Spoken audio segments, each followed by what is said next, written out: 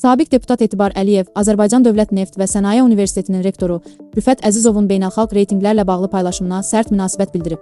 Bölgə TV Bizim Əsr Aza istinadən bildirir ki, sabiq deputat, təhsil sahəsi üzrə mütəxəssis Etibar Əliyev sosial şəbəkə hesabında paylaşdığı statusda universitet rəhbərliyinin ictimaiyyətə yalnız müəyyən nəticələri təqdim etdiyini iddia edib. Qeyd edək ki, universitetin rektoru Rüfət Əzizov möhtəşəm xəbər başlıqlı paylaşımında universitetin Quatquarelli Simons 2026-cı il üzrə fənn sahələri reytinqində 2 istiqamət üzrə qlobal siyahıya daxil olduğunu açıqlayıb. Onun sözlərinə görə, universitet neft mühəndisliyi istiqaməti üzrə 101-150-ci, kompüter elmləri və informasiya sistemləri istiqaməti üzrə isə 451-500-cü yerlərdə qərarlaşır.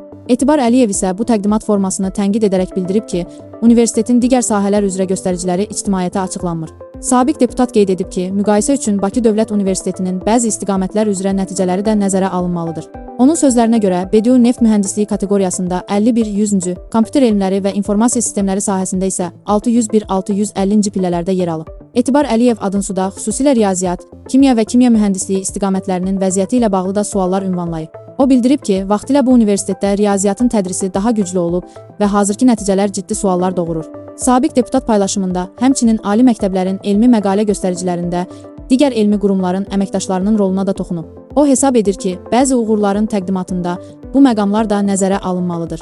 Etibar Əliyev Adınsu rəhbərliyinə müraciətlə bildirib ki, əgər bir sahə üzrə irəliləyiş uğur kimi təqdim olunursa, digər istiqamətlər üzrə geriləmənin səbəbləri də ictimaiyyətə izah edilməlidir. O, paylaşımının sonunda universitet rəhbərliyinə və bu nəticələri müsbət qiymətləndirən şəxslərə müraciət edərək cəmiyyəti ələ salmamağa çağırıb. Etibar Əliyev hesab edir ki, ali təhsil müəssisələrinin fəaliyyəti ilə bağlı ictimaiyyətə yalnız seçilmiş uğurların təqdim olunması düzgün yanaşma deyil və bu cür təqdimatlar cəmiyyətdə yanlış təsəvvür yaradır.